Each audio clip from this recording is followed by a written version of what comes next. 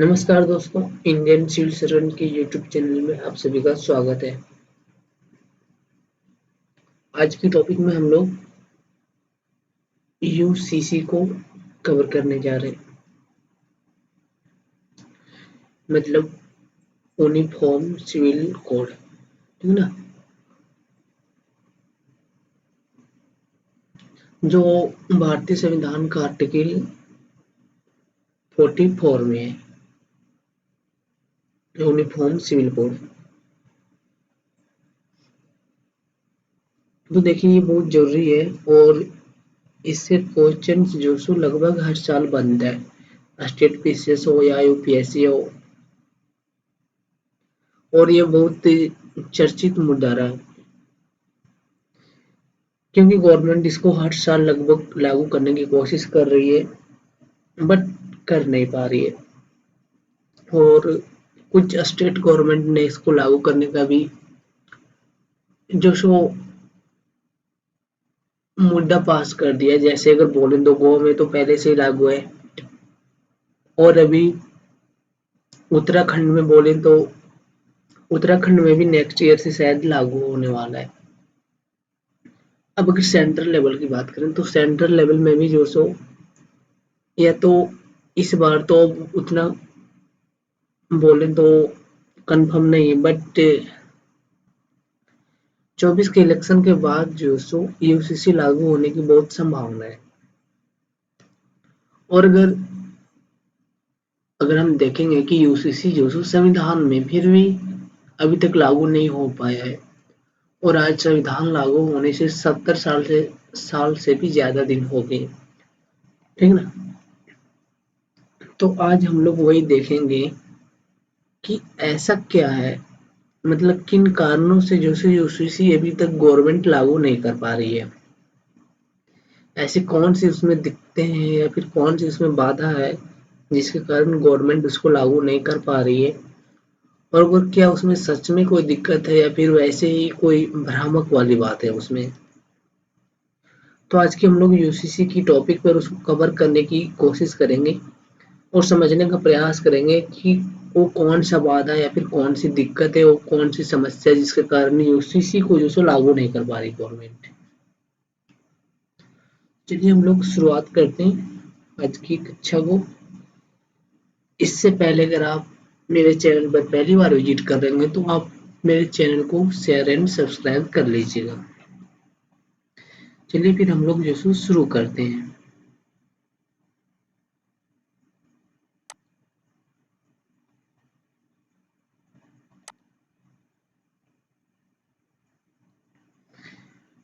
तो देखिए जैसा कि हमने आपको पहले बताया कि ये जो सो आर्टिकल 44 में पाया जाता है, ठीक ना। भारतीय संविधान का आर्टिकल 44 में मतलब 44 में यूसीसी पाया जाता है, समान नागरिक संहिता। देखिए कि सबसे पहले हम लोग जो ये है क्या चीज, समान नागरिक संहिता आखिर है क्या चीज, इसको हम लोग पहले समझने की कोशिश करते हैं, तब समझेंगे कि इसका मुद्दा क्या बन रहा है। तो देखिए आर्टिकल 44 में लिखा गया है कि राज्य अपने सभी नागरिकों के लिए समान नागरिक संहिता प्राप्त करने का प्रयास करेगा, ठीक ना। याद रखिएगा कि ये डीपीएसपी का आर्टिकल है, तो ये राज्य के लिए लागू करना बाध्यकारी नहीं है, ठीक ना, बस एक निर्देश के रूप में। बट अगर राज्य चाहे तो इसको लागू कर सकती है, ये राज्य के ऊपर निर्भर करता है। इसीलिए यहाँ पर भी लिखा गया कि करने का प्रयास करेगा, ठीक ना। यूसीसी प्राप्त करने का प्रयास करेगा। हम देखिए अगर बोलेंगे, पहले आप एक एक वर्ड को हम लोग जैसे समझने की कोशिश करते हैं कि समान नागरिक संहिता का मतलब क्या होता है। देखिए समान का मतलब तो सिंपल है कि इक्वल हो गया, ठीक ना। समान का मतलब इक्वल हो गया। अब ये जो नागरिक का मतलब जो सो नागरिक में जो सो हम और आप हो गए, ठीक ना। तो ये दो वर्ड समझने समझने की हम लोग को उतनी जरूरत नहीं है। बट ये जो संहिता शब्द है, इसका मतलब क्या होता है, ठीक है ना, इसको समझना मेन। तो देखिए यहाँ पे बोला जा रहा है कि संहिता मतलब आचरण, ठीक है ना, विधान। कि मान लेते हैं अगर आप एक मनुष्यों की समाज में रहते हैं तो आप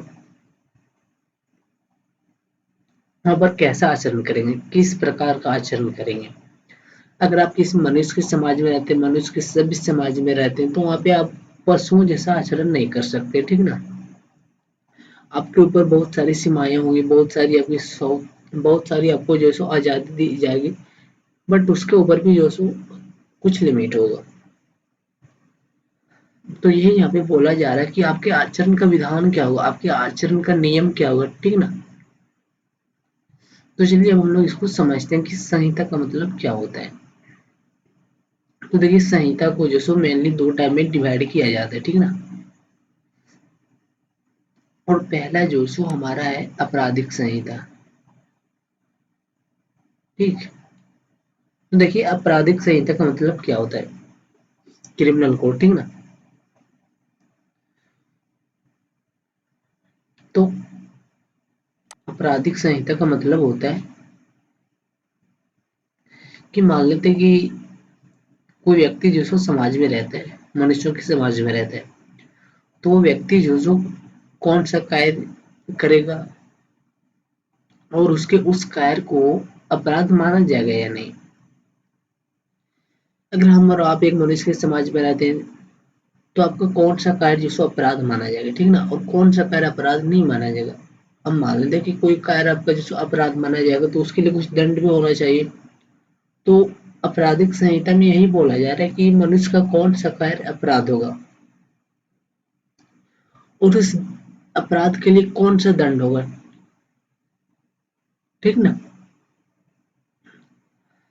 तो अगर बोलेंगे कि इसके लिए हमारे भारतीय संविधान में क्या है, तो देखिए इसके लिए भारतीय संविधान में कुछ नहीं है। बट जो आईपीसी है, इंडियन पिनल कोड, भारतीय दंड संहिता, इसके लिए जो सो इसमें प्रावधान किया गया है कि व्यक्ति का कौन सा कार्य जो सो अपराध माना जाएगा और कौन सा कार्य जो सो अपराध नहीं माना जाएगा, और उसके लिए जो सो उसे क्या दंड दिया जाएगा। तो इसके लिए जो सो आईपीसी है, ठीक ना, याद रखिएगा इसके लिए जो सो आईपीसी है, इंडियन पिनल कोड। और ये जो आईपीसी है ये जो सो अंग्रेजों के काल में ये जो सो बनाया गया था आईपीसी। अब अगर बोलेंगे कि ये जो आईपीसी है मतलब आपराधिक संहिता है, क्या आपराधिक संहिता सभी के ऊपर समान रूप से लागू होती है, तो इसका आंसर बिल्कुल हाँ होगा, क्योंकि यह जो सो सभी जाति धर्मों पर लागू होता है और एक समान लागू होता है। अगर आप इंडिया में रह रहे हैं और अगर आप किसी भी धर्म, जाति, किसी भी क्षेत्र या फिर किसी भी इलाके से हो, आपके ऊपर ही आपराधिक संहिता जो सो समान रूप से लागू होगा। अगर आप एससी फिर भी लागू होगा, एसटी फिर भी वही लागू होगा, ओबीसी फिर भी वही लागू होगा, अगर आप हिंदू फिर भी वही लागू लागू होगा, मुस्लिम है फिर भी वही लागू होगा। मतलब ये जो आपराधिक संहिता है वो सभी के ऊपर समान रूप से लागू होती है, ठीक ना, एक समान रूप से। अब चलिए इसको हम लोग जैसे एग्जाम्पल से समझते हैं। मान लेते हैं कि अगर किसी ने किसी एक व्यक्ति का मर्डर कर दिया, ठीक ना, तो उसके लिए जो सो उसको समान जो सो दंड दिया जाएगा। अगर मान लेते हैं कि एक जो सो ए व्यक्ति है और एक जो सो बी व्यक्ति है, ये जो सो अलग धर्म है, ये जो सो अलग धर्म है, बट दोनों ने जो सो किसी का मर्डर कर दिया। अब दोनों ने मर्डर कर दिया तो आईपीसी के अंदर दोनों को सजा दिया जाएगा, और ये जो सजा है वो दोनों को जो सो सेम दिया जाएगा, ठीक ना, मतलब एक समान दिया जाएगा।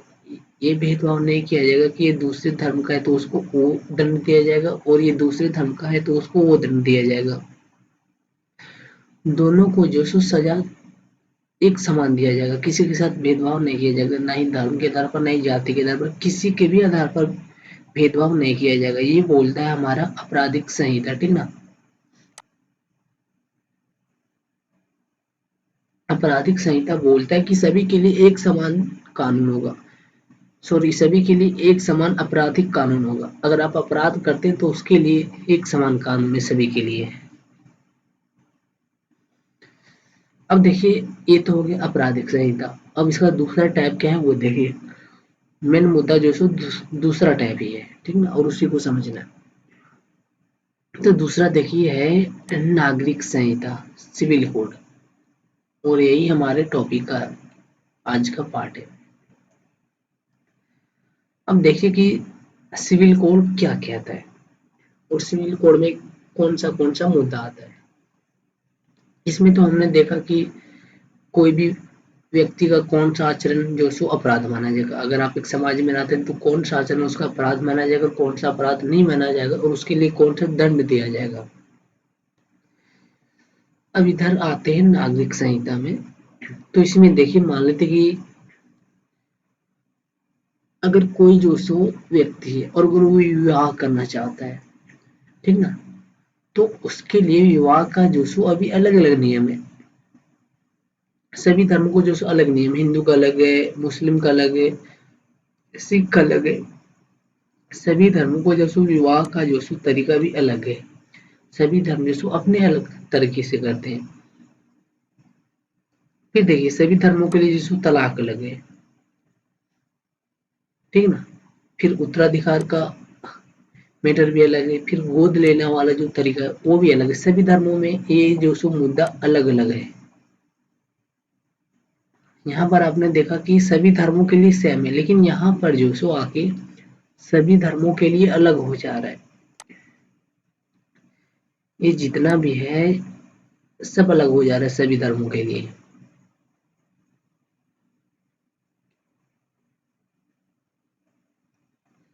लेकिन अगर हम यूसीसी को ले आएंगे, ठीक ना, अगर हम यूसीसी को पारित कर देंगे देश में, अगर ले आएगी गवर्नमेंट, तो यूसीसी लाने से क्या होगा वो देखिए। अगर यूसीसी को ले आएंगे तो देखिए, ये जो विवाह है, तलाक है, उत्तराधिकारी है, जो गोद लेने का मुद्दा है, ये जो सो सभी धर्मों के लिए एक तरह का हो जाएगा। जैसा संसद कानून बनाएगा वैसा हो जाएगा।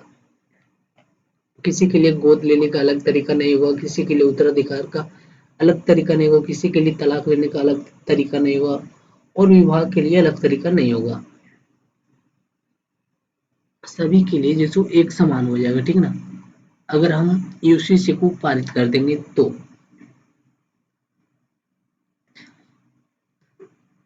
अब ये तो हम देखिए, यहाँ पर भी बोला जा रहा है कि इसमें सभी धर्मों के लिए अलग कानून है। आप जिस भी धर्म से और अगर ये सब करना चाहते हो तो आपके लिए अलग कानून हो जाएगा। बट यूसीसी क्या कहता है कि एक देश में एक कानून होना चाहिए। तो यही यहाँ पे बोल रहा है नागरिक संहिता, सिविल कोड, कि अगर आप जो सो सिविल कोड को ले आते हैं तो ये सारा चीज जो सो सभी धर्मों के लिए एक समान हो जाएगा।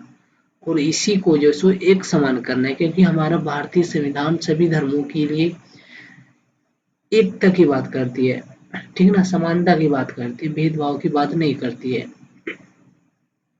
तो इसी को जो सो यूसीसी के द्वारा एक समान करना है। अब देखिए, अगर बोलेंगे कि गवर्नमेंट यूसीसी को पास क्यों नहीं कर रही है, या फिर अगर बोलेंगे कि यूसीसी को अगर पास किया जाता है तो उसमें कौन सा बाधक तत्व है, या फिर उसमें धार्मिक नेताओं के द्वारा कौन सा तर्क दिया जाता है कि यूसीसी पास करने से ऐसा खतरा हो सकता है, या फिर ऐसा जो सो किसी एक धर्म को मौलिक अधिकार से वंचित होना पड़ेगा। तो चलिए हम लोग एक एक बिंदु को देखते हैं पहले कि क्या क्या हो सकता है इसमें।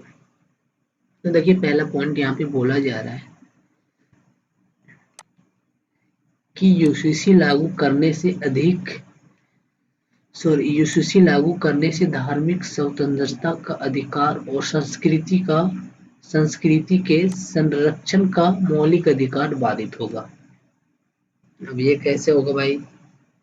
यहाँ पे बोला जा रहा है कि अगर हम यूसीसी को लागू करते हैं तो इससे क्या क्या खतरे में हो सकता है। सो देखिए, पहला तो है कि धार्मिक स्वतंत्रता इससे खतरे में आ जाएगा। फिर बोला जा रहा है कि संस्कृति के संरक्षण का अधिकार खतरे में आ जाएगा। और आपको पता होगा कि ये जो यूसीसी है वो जो सो डीपीएसपी का पार्ट है, ठीक ना।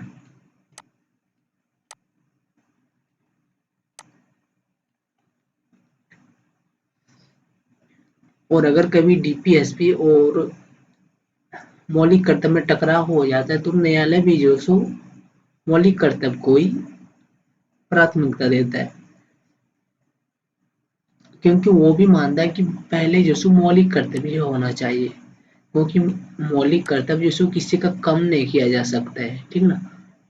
अब यहाँ पे देखिए कि दो आर्टिकल जो आपस में टकरा रहा है। पहला तो है धार्मिक स्वतंत्रता, और ये धार्मिक स्वतंत्रता जो सो मूल अधिकार है हमारा, किसी भी धर्म का मूल अधिकार है। और संस्कृति का संरक्षण जो सो मूल अधिकार है, आर्टिकल 29, ठीक ना। अब देखिए कि धार्मिक स्वतंत्रता में क्या क्या खतरे में आ सकता है सो। अब जैसे हमने पहले बोला कि यहाँ पे हमने बोला ना कि विवाह, तलाक, ये जो सो हिंदू में लगभग सेम है, ठीक ना। हिंदू में प्रॉब्लम नहीं है यहाँ पे, लेकिन यहाँ मुस्लिम पक्ष में जो सो प्रॉब्लम हो रहा है कि विवाह का उसका तरीका अलग है, तलाक का तरीका अलग है, ठीक ना।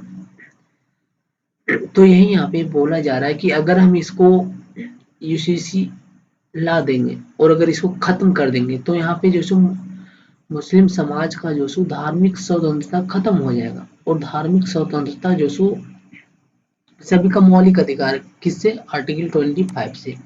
प्रत्येक व्यक्ति को धार्मिक आचरण की स्वतंत्रता प्राप्त है, ठीक ना। मतलब उसको अपने धर्म के अनुसार जो सो अपनी आचरण करने की स्वतंत्रता प्राप्त है। मतलब ये हुआ कि वो अपने धर्म के अकॉर्डिंग जो सो अपना काम कर सकता है और आप उसे रोक नहीं सकते। अगर आपने उसे रोका तो ये जो सो मौलिक कर्तव्य का उल्लंघन माना जाएगा। और यही यहाँ पे बोला जा रहा है कि इसे मौलिक धार्मिक स्वतंत्रता जो सो प्रभावित होगा और संस्कृति का संरक्षण। तो यहाँ पे यही बोला जा रहा है कि धार्मिक स्वतंत्रता इसे तो प्रभावित होगा पहले, और दूसरे में जो सो संस्कृति का भी प्रभावित होगा। तो देखिए संस्कृति का कैसे प्रभावित होगा। अब संस्कृति का कैसे प्रभावित होगा, क्योंकि हमने बोला कि विवाह का तरीका में उसका कुछ प्रॉब्लम या फिर तलाक का तरीका कुछ उसमें प्रॉब्लम है, या फिर जैसे उसमें जो सो एक लड़की का 4 विवाह किया जाता है, ठीक ना। एक लड़की का 4 लड़कों के साथ विवाह किया जाता है, तो ये भी जो सो यहाँ पे प्रॉब्लम वाली बात है। अब ये यहाँ पे बोल रहा है कि प्रत्येक व्यक्ति, सॉरी, यहाँ ये बोल रहा है कि धार्मिक मामलों के प्रबंधन का अधिकार उस धर्म के समुदाय को है, ठीक ना। मतलब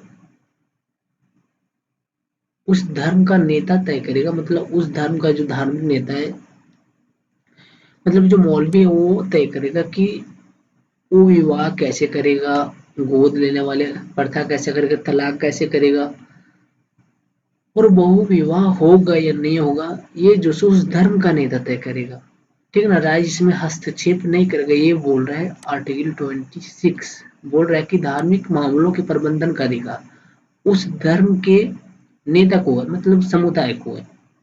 तो इसमें जैसे राज्य या गवर्नमेंट इसमें हस्तक्षेप नहीं कर सकती, इसीलिए यहाँ पे बोला जा रहा है कि संस्कृति का, ठीक ना। तो अगर कोई अपनी संस्कृति बचा के रखा है, कि मान लेते कि मुसलमान जो सो मान लेते कि विवाह करने की अपनी तरीका को, या फिर तलाक को, या फिर एक बहु विवाह को जो सो संस्कृति मानता है, तो अगर उसको हम खत्म कर देते तो उससे जो सो उसकी संस्कृति के भी संरक्षण खत्म हो जा रही है यहाँ पे, ठीक ना।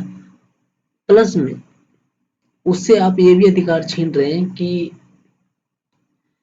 उस धर्म के नेता को जो अधिकार दिया गया वो अधिकार जो आप उसे छीन रहे हैं, क्योंकि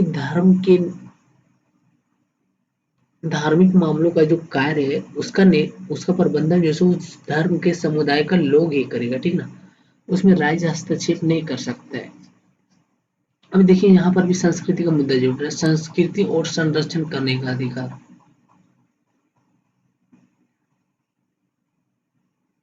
तो यही यहाँ पे बोला जा रहा है कि इस्लाम के अनुसार बहुविवाह एक संस्कृति का भाग है जिसको हम खत्म नहीं कर सकते, और अगर आप इसको खत्म कर देते हैं तो ये जो सो आर्टिकल 29 का उल्लंघन माना जाएगा, ठीक ना।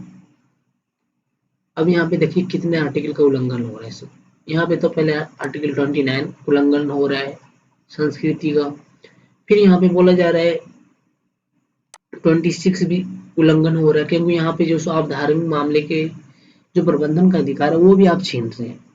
फिर यहाँ 25 बोल रहे हैं कि प्रत्येक व्यक्ति को धार्मिक आचरण की स्वतंत्रता प्राप्त है, वो अपने धर्म के अनुसार जिएगा, ठीक ना। उसको अपने धर्म का आचरण करने की स्वतंत्रता प्राप्त है कि वो कैसे जिएगा नहीं जिएगा, तो आप उसके धर्म में हस्तक्षेप नहीं कर सकते। तो यहाँ से जो सो यूसीसी लागू करने से 3 आर्टिकल हमने देखा कि जो सो खतरे में पड़ रहा है। अब चलिए आगे देखते हैं।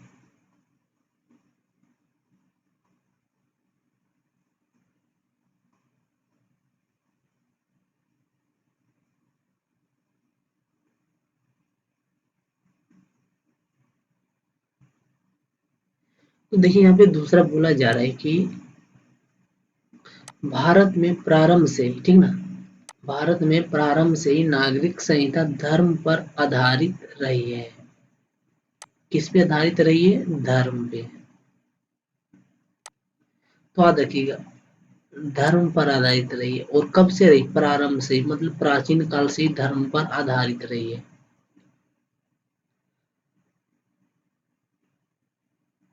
तो अगर आप मान लेते हैं कि अगर आप बोलते हैं कि बहुविवाह गलत है, ठीक ना, बहुविवाह गलत है, तलाक गलत है, हलाला गलत है, खतना गलत है, तो आप जो सो उसके धार्मिक अधिकारों का जो सो खंडन कर रहे हैं, धार्मिक अधिकार को जो सो उल्लंघन कर रहे हैं, आप उसके धार्मिक अधिकारों में जो सो हस्तक्षेप कर रहे हैं।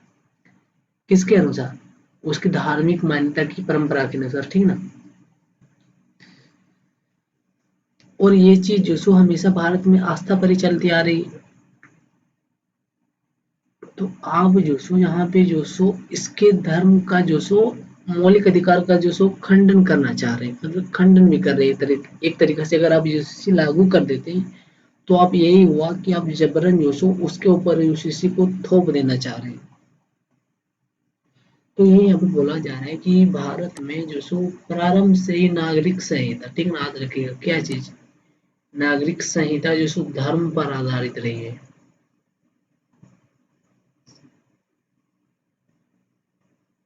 मतलब ये जो बहुविवाह है, हलाला है, ये सब जो सो बहुत पहले से ही चली आ रही है, और ये जो सो धर्म पर ही आधारित रही है, ठीक ना, किसी कानून पर आधारित नहीं रही, धर्म पर ही आधारित रही है।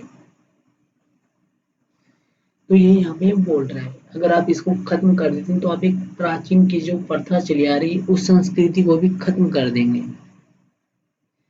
फिर देखिए थर्ड पॉइंट क्या हुआ। सो थर्ड में है कि भारत में विधि आयोग, ठीक ना, भारत में कौन? विधि आयोग ने विचार व्यक्त किया है, मतलब अपना विचार जो उसने प्रकट किया है कि भारत का समाज अनेकतावादी है, और जो सो यूसीसी लागू करने से भारतीय समाज के अनेकतावादी स्वरूप पर चोट पहुंचेगी। सही भी बात है। अब कैसे और क्या है इसको हम लोग समझते हैं। देखिए भारत में जो विधि आयोग जो है इसने जो अपना विचार व्यक्त किया है कि भारत का समाज जो अनेकतावादी है। हम सब भी जानते हैं कि भारत में अनेकतावादी समाज है, बहुत धर्मों के लोग रहते हैं, बहुत समाज सॉरी बहुत जातियों के लोग रहते हैं, बहुत वंशों के लोग रहते हैं। तो यही यहाँ पे बोल रहा है विधि आयोग की भारत का समाज अनेकतावादी है, और अगर अनेकतावादी है अगर इतने धर्म के लोग रहते हैं, इतने जाति के लोग रहते हैं, तो यहाँ पे जो सो एक जाहिर सी बात ही है कि सबकी जो सो संस्कृति होगी, सबकी जो सो धार्मिक अधिकार होगा। और अगर आप जो सो इस चीज़ को लागू कर देते हैं, ठीक ना, अगर आप जबरन जो सो इस चीज़ को लागू कर देते हैं, तब जो सो आप जो सो उस अनेकतावादी समाज को जो सो चोट पहुंचाएंगे। कैसे? क्योंकि जो सो आप उसके धार्मिक अधिकार छीन लेंगे, सांस्कृतिक अधिकार आप छीन लेंगे। तो यही यही बात विधि आयोग भी बोल रहा है कि आप यूसु अगर यूसीसी को जबरन लागू कर देते हैं, तो आप भारतीय समाज के अनेकतावादी स्वरूप पर जो सो चोट पहुंचा रहे हैं। अब ये देखिए फोन नंबर में क्या है जो हमारा फोन नंबर में है कि भारत में जो सो धर्म अत्यधिक संवेदनशील मुद्दा है, ठीक ना। फिर आगे है कि और बलपूर्वक यूसीसी लागू करने से अल्पसंख्यक वर्गों के मन में असुरक्षा की भावना उत्पन्न होगी, जिससे आतंकवाद को बढ़ावा मिल सकता है। अब चलिए इसको समझते हैं कि ये पॉइंट क्या बोल रहे हैं। देखिए यहाँ पे ये बोल रहा है कि भारत में जो सो धर्म अत्यधिक संवेदनशील मुद्दा है।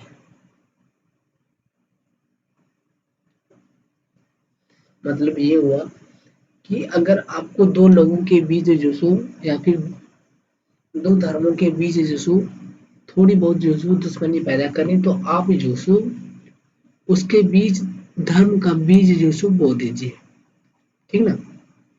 एक एग्जांपल से समझते हैं।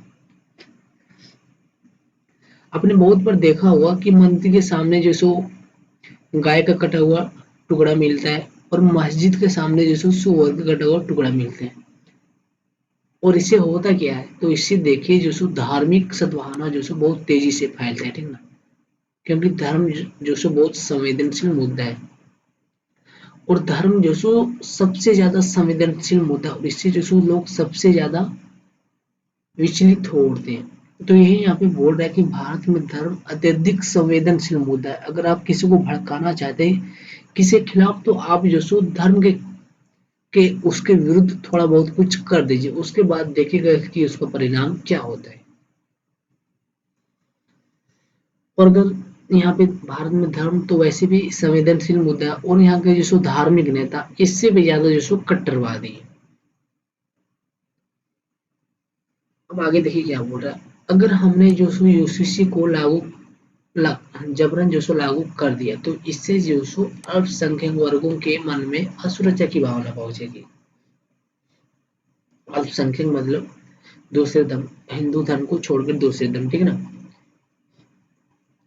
तो अगर मान लेते कि हमने यूसीसी को लागू कर दिया जबरन, भाई भी भाई सरकार की जो सो बहुमत है, तो उसने जबरन जो सो पारित कर दिया और उसने जबरन जो सो जनता के ऊपर थोप दिया यूसीसी को।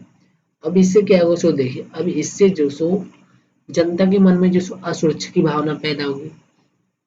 अब असुरक्षा की भावना पैदा होगी, इससे क्या हो, इससे जो सो धार्मिक नेताओं को और अपने धर्म को बढ़ावा देने के लिए एक मुद्दा मिल जाएगा। अब जितने भी धार्मिक अल्पसंख्यक के धार्मिक नेता है, वो क्या करेंगे कि सीधा जो सो धर्म पर अपना जो सो प्रचार प्रसार करेंगे कि देखिए कि इसने जो सो तुम्हारे धर्म को खतरे में ला दिया है, इसीलिए जो सो बगावत करना पड़ेगा, ठीक ना। तो अगर मान लेते कि जैसे हमने यूसीसी को लागू किया, वैसे जो सो उसके मन में असुरक्षा की भावना उत्पन्न हुई। अब जैसे असुरक्षा की भावना उत्पन्न हुई, वैसे ही जो सो सभी धर्म के धार्मिक नेता जो सो इस पर बढ़ चढ़कर हिस्सा लेंगे और भाषण देंगे। अब इससे क्या होगा, इससे जो सो आतंकवाद को और बढ़ावा मिलेगा। क्यों? क्योंकि यहाँ पे धार्मिक नेता जो सो इस जनता के मन में जो सो जहर घोलने का काम कर रहे हैं। अब ये जो सो जहर घोल के जनता को ही उग्र बना देंगे और इससे जो सो आतंकवाद को बढ़ावा मिलेगा। तो यही यहाँ पे बोल रहा है कि धर्म जो सो पहले से ही संवेदनशील मुद्दा है और अगर आपने इसे को जबरन जो सो लागू कर दिया, तो इससे जो सो धार्मिक नेता के जितने भी लोग हैं सब जो सो और ज्यादा कट्टर हो जाएंगे और जो सो जनता को और भड़काने की कोशिश करेंगे। अब देखिए 5 नंबर का पॉइंट क्या है इसमें। भारत में जो सो वोट बैंक की राजनीति भी है, और अगर वोट बैंक की राजनीति तो उससे जो सो लागू करने में यूसीसी को जो सो बहुत बाधक होगा। मतलब क्या बोलना चाह रहा है वो हम आपको समझाते हैं। मतलब हर राजनीतिक दल की जो सो पार्टी है वो चाहते हैं कि यूसीसी को हम लागू ना करें, ठीक है ना। क्यों? क्योंकि अगर यूसीसी जो भी गवर्नमेंट लागू करेगी उसका वोट जो सो एक धर्म से जो सो कम हो जाएगा। क्यों? क्योंकि यही है कि उसको पता ही नहीं कि यूसीसी का मतलब क्या, उसे फायदे क्या होंगे, उसे नुकसान क्या होंगे, ठीक ना। तो क्या होगा कि जिस राजनीतिक दल ने यूसीसी को लागू करेगा उसका वोट जो सो कम हो सकता है। क्यों? क्योंकि हमने आपको पहले बताया कि भारत में जो सो लोग धर्म को ही सबसे संवेदनशील मानते हैं, उसके लिए धर्म ही सब कुछ है।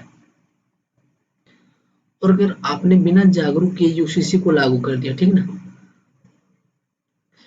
तब जो सो आपका वोट जो सो कम होगा ही होगा। क्यों? क्योंकि जनता जानती है कि इसने जो सो यूसीसी लागू किया था और हमारे धार्मिक अधिकार को जो सो खत्म किया था।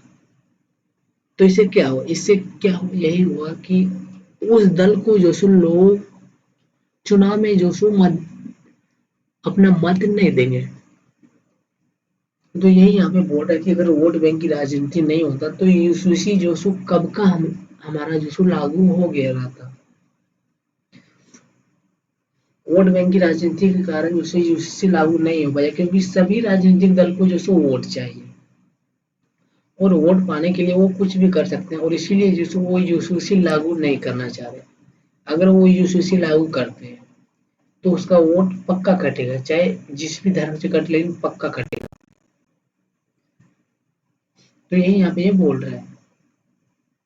अब चलिए हमने इतना तो देख लिया कि ये था इसका पॉइंट कि धार्मिक सॉरी कि यूसीसी के पक्ष में धार्मिक नेता के लोग क्या क्या तर्क देते हैं, विशेषज्ञ क्या तर्क देते हैं, किसे इसके बारे में क्या क्या बात देते हैं। चलिए हम लोग इन सभी पॉइंट का जो सो खंडन करना देखते हैं कि इन ये सभी पॉइंट को हम लोग कैसे गलत साबित कर सकते हैं, ठीक ना। चलिए तो हम लोग खंडन करते हैं इन सभी बिंदुओं का।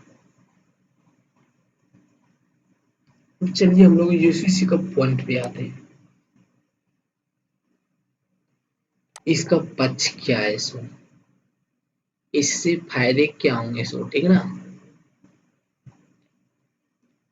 ये हुआ ये हुआ कि चक्रव्यूह में जो सो घुसने का तरीका।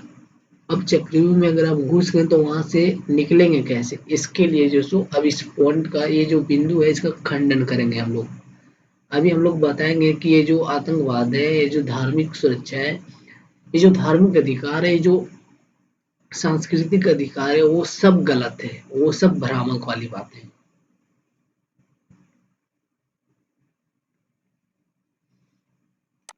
देखिए पहले जैसे हमने पहले पॉइंट में हमने क्या देखा था कि नागरिक संहिता के विषय क्या कहते हैं, जैसे विवाह था, तलाक था, उत्तराधिकारी था, और जिसको गोद था, वही सब था। इन सबको जो सो हम धार्मिक मामला नहीं मान सकते, ठीक ना। क्यों?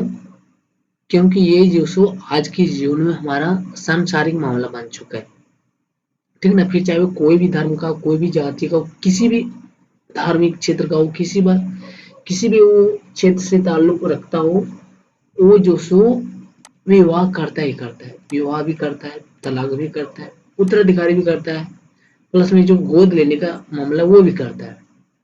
तो इसीलिए आज हम जो सो इसको धार्मिक मामला नहीं मान सकते। अगर कोई मुस्लिम नेता ये बोले कि ये हमारा धार्मिक मामला है, विवाह करना, तलाक देना, उत्तराधिकारी लेना, हलाला करना, खतना करना, तो गलत है, बिल्कुल गलत बोल रहा है। वो अपने धर्म के नाम पे जो सो नंगा नाच कर रहा है वो। तो इसलिए हम जो सो इसको धार्मिक मामला नहीं मान सकते, क्योंकि ये आज की जो सो सांसारिक मामला बन चुका है और ये आज सभी धर्मों और जातियों के लोग कर रहे हैं, इसीलिए हम इसको धार्मिक मामला नहीं मान सकते। अगर आपको एग्जाम्पल लेना तो देखिए, भारत में कुछ लोग ऐसे भी हैं जो नास्तिक हैं, मतलब वो ना ही किसी धर्म को मानते, न ही किसी देवी देवता को मानते, लेकिन वो क्या, वो विवाह नहीं करते हैं क्या, वो भी विवाह करते हैं, वो भी तलाक लेते हैं, वो भी उत्तराधिकारी लेते हैं, वो भी जिसको गोद लेते हैं, लेकिन वो किसी धर्म से ताल्लुक नहीं रखते, इसीलिए हम उसको धार्मिक मामला नहीं मान सकते, क्योंकि वो भी किसी धर्म का नहीं है, फिर भी वो ऐसा कर रहा है, इसलिए हम जो सो उसको धार्मिक मामला मान ही नहीं सकते। आज जो सो ये मामला सांसारिक मामला बन चुका है, व्यवहारिक मामला बन चुका है, इसीलिए हम जो सो इसको धार्मिक मामला नहीं मानेंगे। तथा ये जो संस्कृति का वहाँ पे था ना, फर्स्ट में संस्कृति में क्या था, बहुविवाह जैसी कुरीतियों को उसने संस्कृति का दर्जा दिया था 29 के अंतर्गत। अब अगर हम बहुविवाह की, ये जो मुस्लिम है समाज में प्रचलित है बहुविवाह, एक लड़कियों का 4 लड़कों के साथ विवाह, ठीक है ना, अगर इसको हम संस्कृति का हिस्सा मान लें, तो इस तरह से जो सो सभी धर्मों के प्राचीन संदर्भ में देखें तो सभी धर्मों में ऐसा कुछ कुछ देखने को मिल जाता है। जैसे अगर हिंदू धर्म की बात करें हम, तो देखिए हिंदू धर्म में जो सो आपको पहले जो सो सती प्रथा देखने को मिलता होगा, ठीक ना, सती प्रथा देखने को मिला होगा, जिसका अंत कर दिया गया। क्यों? क्योंकि वो भी जो सो एक कुरीति थी, कोई सांस्कृतिक नहीं थी, ठीक है ना, वो कोई संस्कृति नहीं थी हमारी कि हम उसको बचा के रखें, वो एक बहुत बड़ी समाज की कुरीति थी, बुराई थी, जिसको खत्म करना जरूरी था। तो यही यहाँ पे बोला जा रहा है कि जो बहुविवाह है, तलाक है, जो खतना है, ये सब जो सो एक धर्म के नाम पे जो सो भ्रम है, ठीक है ना, भ्रम फैलाने वाली ये जो धार्मिक नेताओं के काम करते हैं। तो इसीलिए हम जो सो इसको ना इस संस्कृति का अंग मान सकते, ना ही इसको कोई धार्मिक मामला मान सकते हैं, और सब ये जो सो एक भ्रम है। इसीलिए हम जो सो बहुविवाह को, बहुविवाह जैसी बुरी कुरीतियों को जो सो हम संस्कृति का हिस्सा नहीं मान सकते। अगर ऐसा मान लेंगे तो सभी धर्मों में ऐसा कुछ ना कुछ है, इसीलिए हम जो सो, और सभी धर्मों ने जो सो उसको त्याग दिया है। क्या हिंदू धर्म ने जो सो सती प्रथा था उसको नहीं त्याग, उसको बहुत पहले त्याग दे गए थे। क्यों? क्योंकि वो भी एक कुरीति थी। इसीलिए हम इन सब मुद्दों को जो सो संस्कृति और धार्मिक अधिकार का जो सो मुद्दा उसको नहीं मान सकते।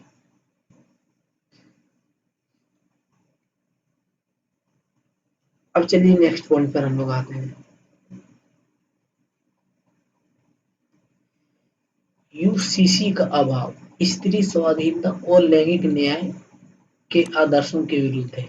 अब इसका मतलब क्या हुआ? तो देखिए इसका मतलब ये हुआ कि यूसीसी के बिना स्त्री की स्वाधीनता, ठीक है ना, स्वाधीनता मतलब क्या हुआ? आजादी, स्त्री की आजादी। और एक ही संदर्भ में बात कर रहे हैं, मुस्लिम संदर्भ के बात, मुस्लिम समाज के संदर्भ में बात हो रहा है। और लैंगिक न्याय आदर्शों के विरुद्ध कैसे, वो अभी हमको बताते हैं। हमने आपको यहाँ पे क्या बोला कि मुस्लिम समाज में बहुविवाह को जो सो एक संस्कृति का अंग माना जाता है। अब अगर उसको संस्कृति का अंग माना जा रहा है तो उससे क्या हो रहा है? उससे हो रहा है कि लड़कियों की जो सो स्वाधीनता कम हो रही, उसकी लैंगिक न्याय कम हो रही। क्यों? क्योंकि आप एक लड़की को 4 लड़के के साथ विवाह कर रहे हैं, उससे क्या हुआ? उसकी आजादी कम हो गई, उसकी जो लैंगिक समानता है वो कम हो गई। तो यही यहाँ पे बोल रहा है, यूसीसी का अभाव स्त्री की स्वाधीनता और लैंगिक न्याय को खत्म करती है, उसके विरुद्ध है, ठीक ना। क्यों? क्योंकि देखिए बहुविवाह जो सो स्त्री की स्वाधीनता और गरिमा को ठेस पहुंचाती है। किस कोई भी लड़की हो, बहुविवाह जो सो उसके लिए बहुत ही खराब चीज होती है, ठीक ना। तो यही यहाँ पे बोला, उसकी गरिमा को ठेस पहुंचाती है, लैंगिक न्याय को, स्वाधीनता को।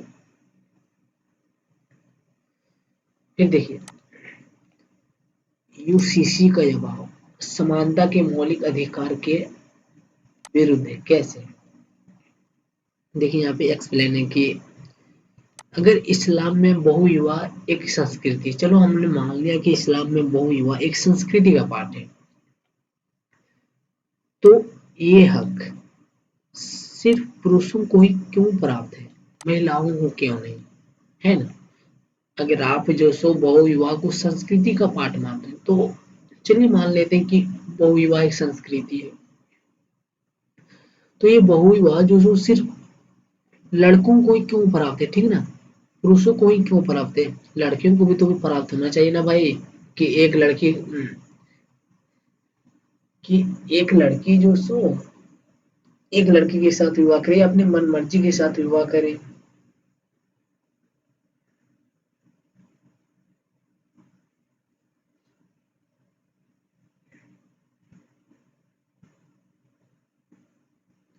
तो यही यहाँ पे बोला जा रहा है कि अगर इस्लाम में बहुविवाह एक संस्कृति है और यह अधिकार सिर्फ पुरुषों को है ना, कि एक पुरुष होता है और 4 लड़की रखता है।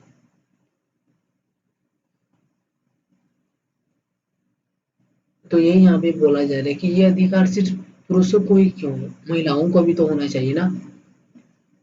इससे क्या हो रहा है, ये अधिकार अगर महिलाओं को तो नहीं है तो क्या है हो रहा है, इसे देखिए, इससे जैसे महिलाओं को भी होना चाहिए, वे भी मुस्लिम है, ठीक है ना, वे भी तो मुस्लिम है। तलाक का अधिकार सिर्फ पुरुषों को ही क्यों है, महिलाओं को भी तो होना चाहिए ना। तो यहाँ पे देखिए समानता का अधिकार का जैसे उल्लंघन हो रहा है। कैसे? क्योंकि ये अधिकार सिर्फ पुरुषों को ही दिया गया यहाँ पे, बहुविवाह का प्लस में तलाक का। तो इससे जो सो समानता के अधिकार का उल्लंघन हो रहा है हमारा, हो रहा है ना समानता का अधिकार का उल्लंघन। देखिए यहाँ पे जो सो स्वाधीनता का उल्लंघन हो रहा था, लैंगिक का उल्लंघन हो रहा था, यहाँ पे देखिए समानता का उल्लंघन हो रहा है। फिर आगे देखिए, यूसीसी के ना तो होने से रूढ़िवादिता को बढ़ावा मिलती है, इससे समाज के आधुनिकीकरण में बाधा आती है। जैसे क्या बोल रहा है कि यूसीसी के ना होने से रूढ़िवादिता को बढ़ावा मिलती है। कैसे मिलती है वो भी हमको समझा रहे हैं। मान लेते अभी तो यूसीसी नहीं है, तो अभी क्या प्रचलित है हमारे समाज में? तो देखिए अभी यूसीसी नहीं तो मुस्लिम समाज में ये सब प्रचलित है, हलाला है, खतना है, बहुविवाह है, तलाक है। तलाक तो वैसे भी अब कानून बना है, बट व्यवहारिक रूप से वो अभी भी लागू नहीं हुआ है। तो यूसीसी के ना होने से रूढ़िवादिता को बढ़ावा मिलता है, ठीक ना? मतलब पुरानी सोच को बढ़ावा मिलता है, और पुरानी सोच में क्या आता है, यही सब आता है, हलाला है, खतना है, बहुविवाह है। और इससे क्या होता है, अगर ये सब जो हमारे समाज में रहेगा आज भी, तो इससे जो समाज के आधुनिकीकरण में एक बाधा उत्पन्न हो रही है, ठीक है ना? तो देखिए यूसीसी से हमारा कितना नुकसान हो रहा है। सो पहले तो देखिए हलाला, खतना, बहुविवाह, इन कुरीतियों को जो बढ़ावा मिल रहा है, और इससे जो समाज के आधुनिकीकरण में भी जो बाधा आ रहा है। अब अगर मान लें कि यूसीसी को लागू कर दिए तो देखिए फायदा कितना हो रहा है मुस्लिम महिलाओं को। सो पहले देखिए यहाँ पे देखिए हलाला बंद हो जाएगा, खतना बंद हो जाएगा, बहुविवाह बंद हो जाएगा, समाज का आधुनिकीकरण होगा। फिर देखिए आगे क्या होगा। सो एक महिला को जो सो उसके समानता का अधिकार मिलेगा, ठीक है ना? यहाँ पे मिलेगा ना, जब यूसीसी लागू होगा तो महिलाओं को भी तो उसके समानता का अधिकार मिलेगा। फिर देखिए उसको जो सो एक मौलिक अधिकार मिलेगा समानता का भी। फिर देखिए यहाँ स्वाधीनता का अधिकार मिलेगा। फिर देखिए उसको अपनी गरिमा का अधिकार मिलेगा। फिर देखिए यहाँ पे उसको अपनी लैंगिक न्याय का अधिकार मिलेगा। फिर देखिए यहाँ पे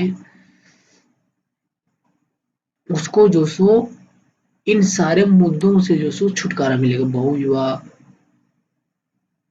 तलाक, उत्तराधिकारी, इन सभी मुद्दों से जो सो उनको छुटकारा मिल जाएगा अगर यूसीसी लागू होती है तो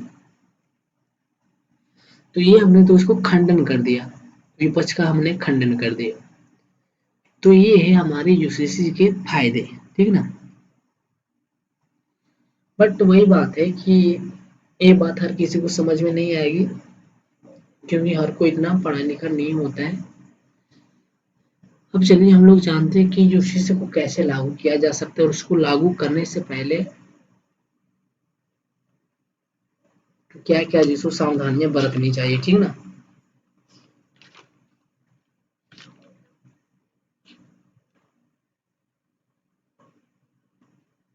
तो देखिए यहाँ पे पहले बोला जा रहा है कि निष्कर्ष में हम लोग क्या लिखेंगे, सो देखिए यूसीसी को अवश्य लागू करना चाहिए। अगर ये क्वेश्चंस आपके एग्जाम में आते हैं तो आपको लिखना है कि यूसीसी को अवश्य लागू करना चाहिए। क्यों लागू करना चाहिए, अभी हमने आपको पॉइंट बताया ऊपर में सब। लेकिन इसे लागू करने से पहले सरकार को निम्न बातों का ध्यान रखना चाहिए। किन बातों का ध्यान रखना चाहिए वो भी देख लेते हैं। पहले देखिए, यूसीसी लागू करने से पूर्व बड़े पैमाने पर जन जागरूकता का अभियान चलाना चाहिए ताकि जनता को यूसीसी के फायदे से अवगत कराया जा सके। ये बोल रहा है कि यूसीसी को लागू करने से पहले सरकार को एक काम करना चाहिए और वो काम क्या करना चाहिए कि जनता को जो सो जागरूक करने का अभियान चलाना चाहिए। और कौन से किस बारे में अब जागरूक करने का अभियान की बात कर रहे हैं, तो ये बोल रहा है कि यूसीसी के बारे में जो सो जनता को जागरूक करने के लिए अभियान चला। अब ये कैसे होगा भाई, तो देखिए इसके लिए भी बहुत सारे उपाय हैं। आप स्कूलों में जो सो यूसीसी के बारे में पढ़ाई सबसे पहले, जैसे भी हो, मौखिक हो, लिखित हो, या फिर कोई चलचित्र हो, मतलब आप मुंह से भी बोलकर उसको समझा सकते हैं, लिखकर भी आप उसको समझा सकते हैं, आप कोई सिनेमा लगाकर भी यूसीसी को समझा सकते हैं स्कूलों में। फिर ये तो हुआ स्कूल। अब सिर्फ बच्चे तो सिर्फ स्कूल जाते हैं, लेकिन बड़े को आप कैसे समझाएंगे, तो उसके लिए आप जो सो कोई पब्लिक प्रोग्राम कीजिए, ठीक ना। कोई पब्लिक जगह पे आप जो सो जनता को इकट्ठा कीजिए, वहां पे आप जो सो यूसीसी के बारे में जो सो जनता को बताइए कि क्या है और इससे क्या क्या फायदे हो सकते हैं अगर आप इसको लागू कीजिएगा तो यही यहाँ पे बोल रहा है कि आप पहले जो सो जनता को जागरूक करो यूसीसी को लागू करने से पहले। अगर जनता जागरूक हो जाएगी तो किसी भी जो सो धार्मिक नेता के बातों में नहीं आएगी। क्योंकि अगर आपने यूसीसी को बिना जन जागरूकता के लागू कर दिया तो धार्मिक नेता के लोग जो सो भड़काने लग जाएंगे अपने धर्म के लोगों को। किसने जो सो तुम्हारे धर्म का जो सो खंडन कर दिया, तुम्हारे धर्म के मौलिक अधिकार का जो सो खत्म कर दिया, तुम्हारे धर्म के जो सो संस्कृति था उसको खत्म कर दिया। बाकी ये संस्कृति है या फिर कुरीति है, ये अभी अपने हमने जो सो आपको बता दिया कि ये क्या है। तो इसीलिए जो सो ये बोल रहा है कि सरकार को यूसीसी लागू करने से पहले बड़े पैमाने पर जन जागरूकता करना होगा। उससे क्या फायदा होगा कि अगर हम उससे फायदा ये होगा कि आप जैसे यूसीसी लागू करेंगे तो उसका विरोध नहीं होगा, जनता उसका समर्थन करेगी। प्लस में जनता जो सो उस पार्टी को पुनः सेलेक्ट करेगी, मतलब बड़ी भारी मात्रा में जो सो वोट देगी। क्यों? क्योंकि उसको यूसीसी के फायदे जो सो पता चल चुके हैं।